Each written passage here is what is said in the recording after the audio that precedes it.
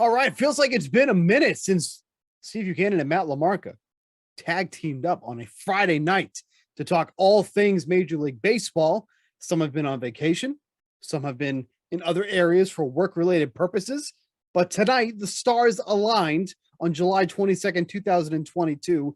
And this fearsome twosome, probably could have worded that better, is here live to go over all the Major League action for tonight. Lamarca, glad to see you. Happy to have you back on the show. Yeah, I'm sure it was a very stressful working trip for you out there in sunny Los Angeles. Hey, adjusting to the time change and then putting in like 9-10 hour days, that was a big adjustment. And you could find a way to complain about winning the lottery, I think. I would, I won 200 million, but I got to pay taxes, exactly. They take away almost half. So you would. That 200 turns into 100 real quick. Oh, my goodness. The Travis. I will tell you, LA was a boatload of fun. You know what actually one of my favorite activities was out of everything? I really enjoyed going to the red carpet event. Everybody walking down the event dressed to the nines, looking dapper AF. It was actually very, very fun. Got to talk to a couple of the players for a brief moment and all that. It was nice. That was actually really good. But we're not worried about the past. We're worried about what's going on tonight here on this 13-game slate, kicking off at 7:05 p.m. Eastern. We're going to get to the DFS side and then, of course, to the sportsbook side as well. But let's just dive into some of the pitching options for tonight. Extremely top-heavy here tonight. A lot of guys that I want to use in that 9K and above range. There is a plethora of options that I think you can go to in this range, which will most likely mean you're going down for the hitters tonight. But I'm actually okay with that because I think there's some cheap stacking options you can get to as well.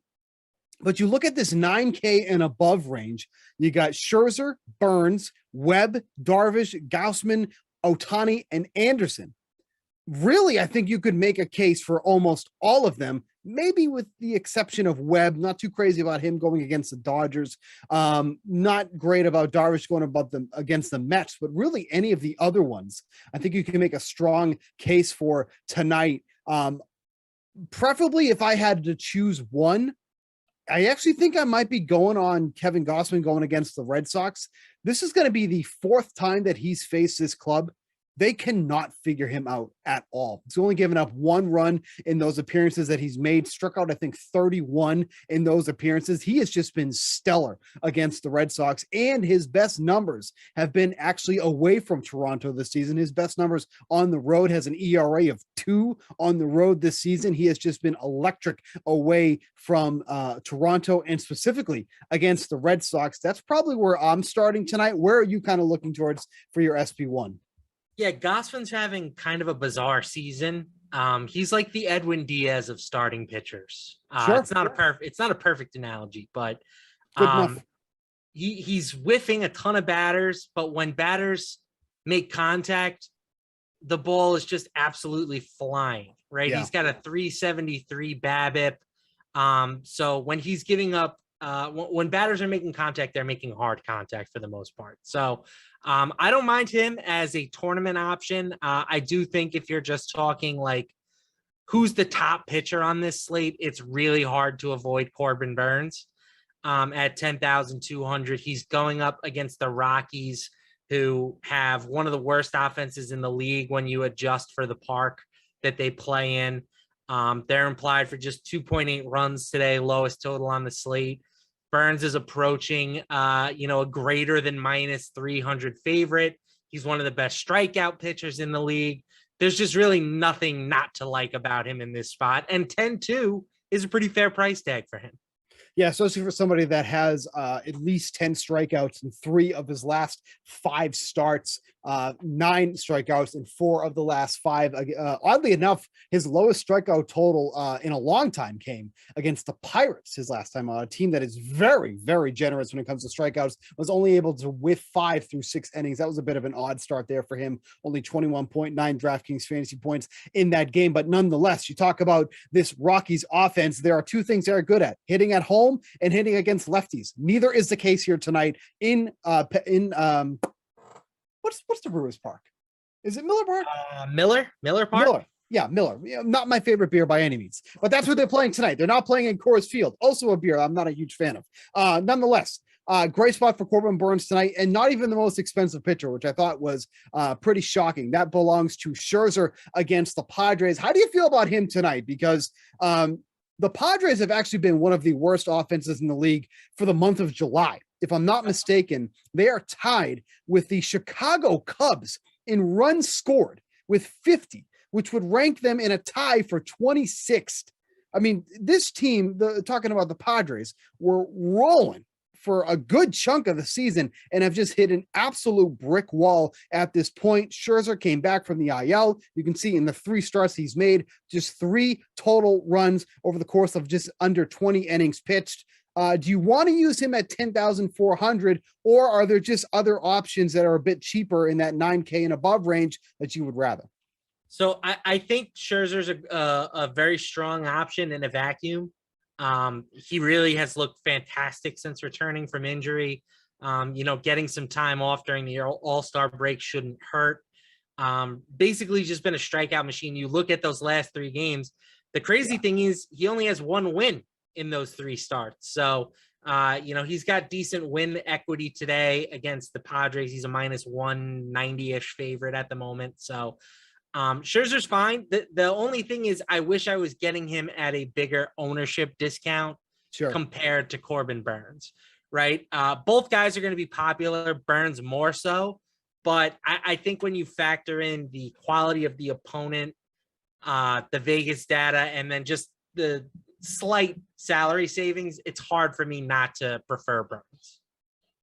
Yeah, I would tend to agree with you there too as well. There is a path, I think, where you can try to jam both of those guys in. It's not going to look pretty because you put both these guys in, you're giving yourself an average of 30, just under 3,700 for the rest of your roster. That is very doable because you punt the catcher and then go from there, right? So who's our punt tonight? Let's go in the 2K range. Luke Miley, yeah, sure, probably. You sound like a nice fellow. That's probably my guy. Kevin Plawecki, maybe. Thomas Nito, well, he's got a little bit of pop. But somewhere in that range, and then you just kind of roll from there. So we just go to the 2K range. Let's just see. So now you have about 4K. That's extremely doable, I think, on this slate too. And we'll get into the hitters more there as well. But if we don't want to jam in both of those guys, and I can't blame you for that. Where does the value come at starting pitcher tonight? Well, everybody is going to play Charlie Morton. Charlie Morton is the best pure value on this slate at pitcher. He's 8,800, so it's not like he's free, but he's in a great spot against the Angels. The Angels, big surprise here, have just fallen off a cliff. Morton has an opponent implied team total of 3.2 runs. That's basically the same as Scherzer for $1,600 less. The Angels strike out plenty. Yeah. And Morton, for the most part, has been solid of late. Not a great start in his last outing, which I believe was against the Mets, who are a tough matchup. They don't strike out very often. So not a huge surprise that he failed there. But prior to that, he's been rolling, right? 7 strikeouts in 7 innings against the Nats, 10 strikeouts in 7 innings against the Reds in Cincinnati, which is a really tough park to pitch in. So I think that this is certainly closer to those types of teams from a matchup perspective. So Morton's going to be the highest owned pitcher on the slate, either him or Burns, 1 or 2. I think that playing both together is a great way to end up with a duplicated lineup tonight. So I would pick one or the other, but it's really hard to make a case against both pitchers. Like for cash games, they're the clear top 2. And not only that, too, you may have missed this. I believe this happened either during the All-Star weekend or right before. Trout was placed on the IL. So there's one less bat that you have to worry about. Not that you have many bats you need to worry about when it comes to the Angels, but that is one obviously huge bat that you can take out of the mix there. Really, it comes down to just Ohtani and then the rest of the lineup. Kind of scrolling down here, there's nobody I'm really in love with, but I probably would be looking at Kyle Gibson going up against the Cubs. I had just mentioned earlier that the Cubs have been one of the worst scoring offenses during the month of July. 50 total runs scored in the month of July ties them for 26th 46 with the Padres. Gibson's not going to blow you away with his stuff. He's striking out less than a batter an inning, but at 6,800, there is definitely a path for him to at least return value on that $6,800 salary in a weak matchup against the Cubs.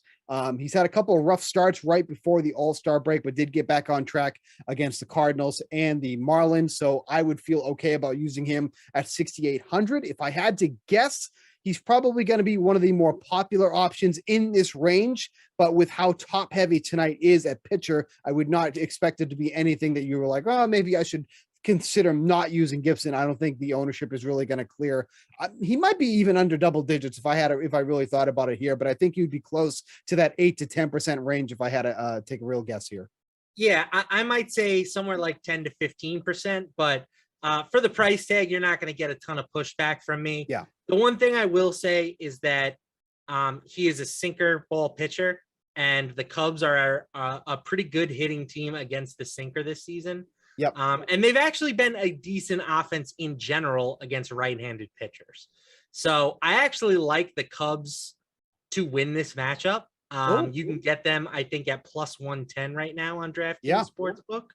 So I like the Cubs as an underdog play. And for that reason, maybe you can even consider Justin Steele, who has some really nice pitching metrics. He's not a guy that's going to blow you away, but he's got a xERA at 3.56. He doesn't allow much hard contact. He's like a solid pitcher. So I will back the Cubs in this spot. And Steele has some appeal in DFS. I don't love him. I prefer the Cubs as a bet as opposed to Steele as a DFS play, but if you're going to back the Cubs to win the game, then you should be considering the opposing pitcher. Yeah, the only pushback I would have is that Steele's command is very, very worrisome. He's averaging over 4 walks per 9 inning. The walks have certainly got him into trouble in some of his past starts. But again, if you're talking about somebody who's at 7,100, is an underdog and little to no ownership, this would be your guy right here in Justin Steele. I personally do like the Phillies tonight at minus 130. That's a play that I have made. But this is also talking about, we got Steele versus Gibson, 2 guys that I wouldn't say are the kings of consistency, and 2 guys that can put guys on base. Is there anybody else you want to touch on in pitching before we move over to the offense tonight? Yes, Spencer Howard. He's 5,100 and he's taking on Oakland. That's good enough for me. Yeah. He's got an ERA of like 7, but you know what? 5,100 against the against the Athletics, like in Oakland, which is a pitcher friendly park. Why not? If you want to load up on a stud pitcher and an offense that's going to set you back a bit, Howard's a good way to get there. Once upon a time, Spencer Howard was a very highly thought of prospect in the Phillies farm system. Has not put it together in the major leagues by any means, but just something to consider at 5,100 tonight, going up against arguably the worst offense in all of baseball. All right, switching over to the offense tonight. There's a lot of really cheap or stacking options that I like. And I think it kind of starts with the red hot Baltimore Orioles going up against Jameson Taillon, who looked fine in his last start against the Red Sox, but that start could have been dramatically different if he didn't get out of the jam that he got himself in the top of the first inning. The Red Sox were threatening quickly and early. He was able to escape that and then kind of cruise the rest of the way. But that's been kind of the issue with Taillon, really, especially over the past couple of months. His numbers have just been putrid across the board. And while the Orioles are not necessarily like this offensive juggernaut that we worry about, they've been hitting. And the algorithm does not completely reflect that, because you can easily stack this team and then pay up for 2 stud pitchers tonight, especially when you look at the numbers for Jameson Taillon in the month of July. 16 1/3 innings that he's pitched, a 6.61 ERA over that span, a FIP right at the same level, 6.48. So it's not like he's just getting unlucky. This production that has come against him is justified, walking a ton of batters in that span. So looking at the Orioles, when the most expensive guy is Mullins at 4,600, if you want to talk about you in that Scherzer Burns stack, do it with the Orioles. I think that's really a way to do it. Because you really can make it happen. You really don't have to jam these guys in. They kind of do the work for you.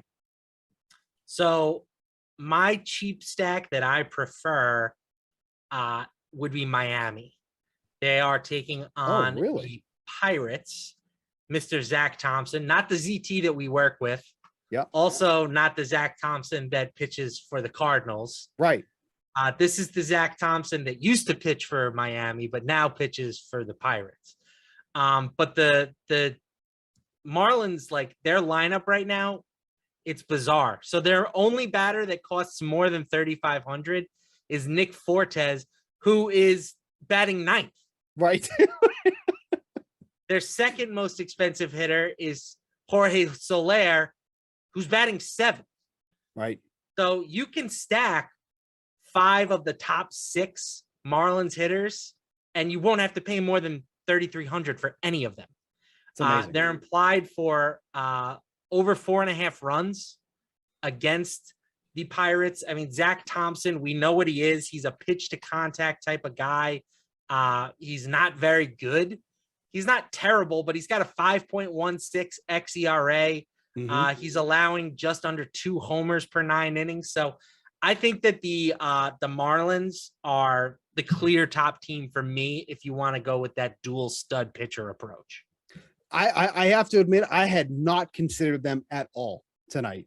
So that's a really strong call out by you. I do like that one a lot too, because like you mentioned, the numbers for Thompson are just, not good at all. A 4.09 ERA, but an expected ERA of 5.16. We're talking about over a run difference there. That obviously would catch anybody's eye looking at that stuff there. And then just a price point alone, Garrett Cooper at 2,300. Guy's got a lot of pop in his bat. Aguilar, another guy, a lot of pop in the back, 3,300. Brian Anderson, again, a lot of pop in the top of that lineup. And even Avi Garcia, obviously his numbers against lefties have always been better, but you really can't complain about the salary here. So I might be doing a little dabble in Miami here, a little betting, little stacking there. And then Joey Wendell, I mean, just totally random leadoff guy. It's such a weird guy. It's so funny too, because Soler was like the Braves leadoff guy, like at the most pivotal time during the playoffs, and he only cracked 7th in the Miami Marlins, lineup. Like amazing how that works out. Recent development, but he's he has just not played well for them this year. No, and to be fair too, like the Soler that we saw in the playoffs is not indicative of the Soler that you would see normally. Like they caught him at the right time, right? He was hot at the right time. He's a total boomer bust guy, but like he definitely got paid because of that playoff push. And then it's like, well, at the end of the day, you still have Jorge Soler, who's going to hit like 230 and maybe 30 home runs. I cannot do a show without, drawing to attention that Patrick Corbin is taking the mound tonight. So obviously Arizona is a team to be looking at the stack as well. No lineup as of yet. But let it be known that Arizona against lefties they're actually a pretty good club against lefties. Like we have a couple random teams that are very strong against a particular handiness. Arizona is that team against lefties. They obviously have some good numbers, because otherwise I wouldn't be talking about them otherwise, but that's something that I would consider for tonight as well. Obviously Patrick Corbin has just been completely abysmal. They're trying so desperately to include him in any trade that involves Juan Soto. It's like, if you want Juan Soto, you have to take Patrick Corbin, because Patrick Corbin's contract I'll pay that price. Oh, yeah, right. I don't care. Designate him for assignment after. I'll eat the $50 million it takes to get him, right, and just get rid of him. But that's what the team thinks of Patrick Corbin. They are in desperate need of trying to drop that contract, which I think has $45 million left on it. But again, anybody going against Patrick Corbin, you got my attention. So the Arizona Diamondbacks tonight also will not be a team that is going to be very hard to stack. I'm just trying to scroll through some of the salaries here, and you'll notice when you get the guys at the top of the depth charts, nobody is overly expensive here tonight. So I would, once that does come out, barring something odd, Jordan Luplow should be up at the top leading off against the lefty. We have their lineups in. It's Luplow second and Carson Kelly first, which I love. Oh, that's even better. Okay, so it just hasn't updated on DraftKings here. Let me give it a little update here, see if it's up here now, and we can pull it up on the screen. There we go. Yep, and there you go. Carson Kelly, Luplow, Marte, Walker, Buddy Kennedy. I cannot say I even know who that is. I like to pride myself that I'm very plugged in with the league. I have no idea who Buddy Kennedy is, but Good I'll name. probably, I'll tell you it's a that good, much. sounds like a nice guy. Oh, he's been playing a lot for, I mean, that just shows how very little I pay attention to the Diamondbacks on a night-to-night basis. He's played in 24 games. Probably a great guy. His name, Buddy Kennedy. Sure, I'll probably play him tonight. We'll look up his stats. Any other stacks that you're interested in off the jump here? Oh, one more I wanted to point out. Rangers going against Oakland and Cole Irvin. Sure. Another team. Texas is very good against lefties. Have you seen their numbers against lefties? I mean, Texas has just kind of been hot offensively in general, so that doesn't surprise me. But a 120 WRC plus against lefties, that's the third best in the league. Okay. That's behind only the White Sox and the Yankees. 208 isolated power. That's one of the best in the league. I think that's second in the league, if I'm not mistaken. It is. So Texas got some good numbers against lefties. Cole Irvin is another one of those guys that it's, his numbers aren't bad on the surface. He's got a 3.21 ERA, but a 4.7 expected ERA. That's a big boy jump there. That's a run and a half difference there for Cole Irvin. So against this very powerful Texas team, the Rangers, or another team I think you can stack tonight. So a lot of teams that I'm on tonight that aren't overly expensive. So while it's sometimes difficult when you have these top heavy pitching slates, there's a lot of value stacks that you can use tonight. I think there's a lot of different ways you can go. Yeah, and I will say, if you don't want to go with that route, if you're not playing two stud pitchers, I like Toronto, I think, as my offense that I'm looking to load up on. I think that they'll check in with a little bit less ownership than like the Yankees will. And they've got obviously plenty of guys that can hit the ball well, and a little bit of salary savings with Raimel Tapia batting leadoff. So that would be the way that I would go if you want to sort of pay up with your offense to be contrarian. And I know Eovaldi just recently came off the IL, had a tough matchup to start against the Yankees, but he was not getting a lot of swings and misses. And while, I'm not going to hold it against him one start coming off the IL, the Yankees are definitely a team that would provide those swings and misses. For as good and powerful as they are, they also strike out a lot. And that's obviously been big for Eovaldi. So not getting those swings and misses is a little concerning if you're looking to back Eovaldi tonight, because obviously this Blue Jays team can mash. They got a lot of their power guys in tonight. So just something to think about. I have zero interest in using Eovaldi tonight. Doesn't walk anybody, but if he is not missing bats, opposing hitters have been pounding him in the zone. That's why he has a home run per 9 over 2 this season. So that's just something to think about too as well. Any other thing on the hitters before we jump over to the sportsbook side and get some bets that we like for tonight? Now let's talk some bets. Okay, let's talk some bettings here. Obviously, there's a game kicking off in about an hour with Cardinals and Reds. That's Wainwright versus Graham Ashcraft. I do like the over on that one, but we'll focus really here on the main slate here. What's a couple bets that you're looking at here for tonight on this board? So I mentioned the Cubs. I like them, I think, as my favorite wager of the day at plus 110. I would take them at anything better than even money. I think that's a good price tag. I think that Baltimore is a little bit undervalued here. Jameson Taillon, you mentioned he's been vulnerable at times. And this Orioles team has been red hot, right? Yep. They're plus 130 home underdogs. Tyler Wells on the mound. He's pretty good. I shouldn't say he's pretty good. He's better than you might realize. Sure. He's got a 3.41 xERA. So that's a solid mark. 71st percentile in terms of average exit velocity. So I think he can do enough of a job limiting this potent Yankees offense that Baltimore should be able to get to Taillon and sort of make up the difference. So I like them as home underdogs, and I don't normally play big favorites, but I don't mind the Mets with Scherzer on the hill and the Brewers with Corbin Burns on the hill. You could parlay them. You could parlay the run line. The run line might even be a little bit more appealing in my opinion. Yeah. But Yu Darvish has been terrible outside of San Diego this season. Max Scherzer, we know how good he's been since he's come back to from the IL, and I expect Corbin Burns to just absolutely dominate the Rockies. So I'm playing both of those teams. Again, you can parlay just the money lines with those two teams and get it to around even money. Or if you're feeling a little risky, you can parlay the run lines, and then you're looking at like plus 300 or so. Yeah, Cubs Mets parlay, you get that at plus 226. No. Mets Brewers. Oh, Mets, excuse me. Sorry. Let me pull that up there. Where are the Brewers? There we go. Plus 106. There you go.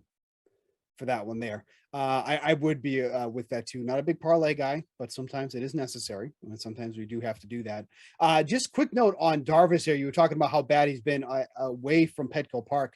At home, 1.94 ERA with a 2.93 FIP. Away, 5.25 ERA with a 4.09 FIP. That is a massive difference from home and away splits for you, Darvish, going up against Scherzer. And it's funny too, because like I would never look at a minus 180 line and go, well, that's actually pretty good. But considering the matchup, like I saw a minus 180 and I was like, that's it. Like I like if you told me that was minus 200, minus 210, I go, yeah, that's probably about right. Yeah. Minus 180, I was like, especially since even though the Mets haven't hit of late, they're still like top 5 in WRC plus against right-handed pitchers. Like, it's a bad spot for Darvish. So I like the run line. You get the plus 120 as opposed to having to lay the minus 180. But Mets. Let's go Mets. LFGM. I also cannot recall, and correct me if I'm wrong, I cannot recall the last time Ohtani was an underdog as a pitcher. Can you think of it? I don't think it's I'm sure it's happened this year, but I can't give you a specific example off the top of my head. But minus 130 for him. And I'm not looking to back the Angels at all, but that's one of those lines where I'm like, it's like baiting me to look at that, right? Just because the value you're getting on Ohtani, who is really taking a step forward in the pitching department this year, getting him as a plus 130 underdog is something that, am I going to end up betting it? Most likely not, but I cannot say that I haven't gone back to each time and I'm just like sitting here groaning, going, he's incredible. He really is. Can we still get him? What can we get him at to win the American League MVP? Oh yeah. We always like doing this. He is minus 115. Yeah, I was hoping we could still get a little plus money on that. Minus 115, not great, but if he stays healthy, he's gonna win it because I don't know how he's ridiculous. Well, he's the best pitcher in the American League right now, or second best behind McClanahan. Right. And he's a top 10, top 15 hitter. Like he has to be the MVP if he doesn't get hurt. See, like I look at something like this and it's funny the difference between Judge and Ohtani, because when Judge was like minus 120, minus 130, I was like, I don't like that at all, because I don't think it's sustainable, because he was so ridiculously hot during the first couple months of the season that I'm like, when he cools down, and it's happening as we speak, when he cools down, he's not going to end up being a minus favorite anymore. So obviously that would have been the time to take Ohtani, because you could have got him at, minus plus 120, I think it was at the time.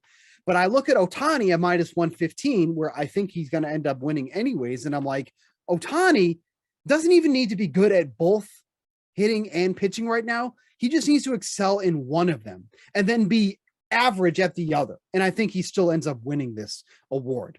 So I look at minus 115. It's like, yes, you missed the boat. But is it really like the worst number you can get it at? No, it's not. Because if he goes up, to stay healthy, that's exactly what that bet is. Right. Of course. But I think at minus 115, I still would have no issue in taking this, because as long as he keeps playing at the level he's been playing at, this is just going to get further and further. It's like Julio Rodriguez with the rookie of the year. Barring an injury, Rodriguez already has this wrapped up. It's not even close. People who keep making the case for Jeremy Pena, I don't know what you're smoking, but I'm not interested in having any either, because it obviously screws with your mind, because it's not happening. And I'm not just saying this because I'm a Mariner guy. You cannot ask anybody who has somewhat of an intelligent take that Rodriguez is not winning this award, barring an injury. Would you say that's correct? Yes. And it makes me happy that it's him and not Kelnick who has become the superstar for the Mariners. One dominant Edwin Diaz season and one bleh season from Kelnick, and all of a sudden us Met fans are like, hey, you know what? That trade don't look so bad, does it, Stevie Bukes? Nope. He Kalnick right now is a minor league warrior because his numbers in the minors continue to be stellar. He's hitting like over 300 right now, double-digit home runs, and then they're going to call him back up in place of Justin Upton. He's going to figure it out eventually. I feel pretty good that he'll figure it out. But here's what I want: just get rid of Justin Upton. I am sick of seeing Justin Upton in a Mariners uniform. There has to be somebody else better than Justin Upton right now. Real quick, just want to get your thoughts on the National League Cy Young Award. Still getting 6-1 on Corbin Burns, 12-1 on Tony Gonsolin, who's starting to fall off a little bit here. But Alcantara, his first half is going to be tough to replicate. Yes. But they are gassing this guy, I feel like. They're absolutely gassing this guy. So I look at Burns. I look at, maybe Gonsolin. I don't know. The more I watch Alcantara pitch, and he's constantly going into 8 innings, 120 pitches, I'm like, this guy's going to be gassed by September. And that's where I think some movement happens. Is the guy. Burns is your guy at this point at 6-1. If you look at some of the, like the xERA and the more indicator type numbers, he's right there with Sandy. Sandy just right now, he's got that old school, I'm deciding every game that I pitch sort of mentality, which is awesome, right? It's such a throwback compared to what you see. He's going to, at this rate, he's going to end up leading the league in innings pitched by like 50. Yeah. Like it's pretty cool to see. But there's definitely plenty of opportunities for him to come back to reality, either through injury or just a little bit of regression. I mean, he's got a 1.76 ERA, but a 2.56 xERA. Still an excellent number, but it suggests he's been about a run per game better than you would imagine. So, and right now too, through 33 starts last year, he pitched 205 and 2/3 innings. He's at 19 starts right there. He's already more than halfway there, 138 1/3 innings. It's absurd. Like he's never even been. That's why I just think he's going to end up getting gassed if they keep him up at this rate. But then in the same breath, they pull Pablo Lopez after 5 innings and 80 pitches. And it's like, what's the different treatment here? Like Pablo Lopez can still go out there. You're trying to kill Alcantara. The massive inconsistency is wild. So it's been quite amazing to see thus far. All right. We're going to just about wrap this up here. Any final closing thoughts before we wrap up? That's it. Giants at Texans next for the Madden game. Getting that out of the way. Great job by the producers. Getting that info in early. They absolutely slipped that to you so that I didn't roast them and rake them through the coals. But Eamon did get that through to us early. So thank you for being prepared and letting everybody know what's coming up. Giants at Texans. So make sure you get your lineups in there for the live Madden simulation coming up. We will be back here next Friday. Are you back next Friday? Are we actually having like the same show again? That's it. I'm here from now on, Bukes. All right. So with the exception of a possible Met game here and there, but. So you get us for the rest of the season in the second half here. This crew is going nowhere. So for Matt Lamarca, I'm Steve Buchanan. We will catch you next Friday.